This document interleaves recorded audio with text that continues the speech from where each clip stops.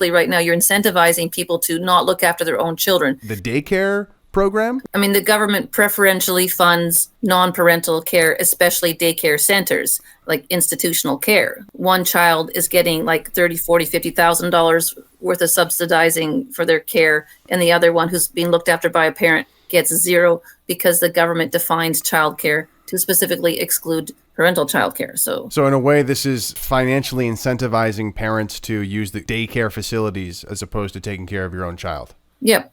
They're definitely incentivizing institutional care. The models that they sort of mention include China, Vietnam, Cambodia, and the Soviet Union as models of integrated early childhood education and care. There's no concern for children's well-being in that thinking. What if you wanted to use a grandparent or a nanny or a friend or whatever? Let's touch on the peer-reviewed research. And they found that children's health, parents' health is worse. Parent-child conflict is worse. Kids' behavior, like aggressive behavior and all, is worse.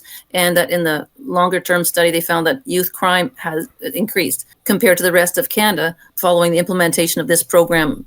This basically was a massive experiment, a huge social experiment on Quebec that didn't happen in other places. So they could just compare the statistics that are out there, and this is what they concluded. And it's harming kids, and it's harming parents, and it's making mothers more depressed also. That was another thing, and more marital conflict. It's an all-around bad thing.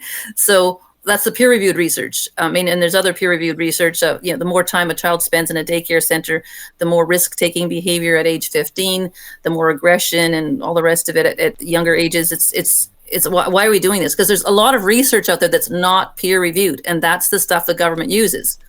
It's garbage research that's often published by or written by PhDs, or it could be like the bank. I think the TD Bank and the Royal Bank publish this stuff, and the Canadian Council for Policy Alternatives and all the daycare lobby people publish this stuff, and it might have some doctorate sign off on it, but it's not peer-reviewed, and it flies in the face of all the peer-reviewed evidence.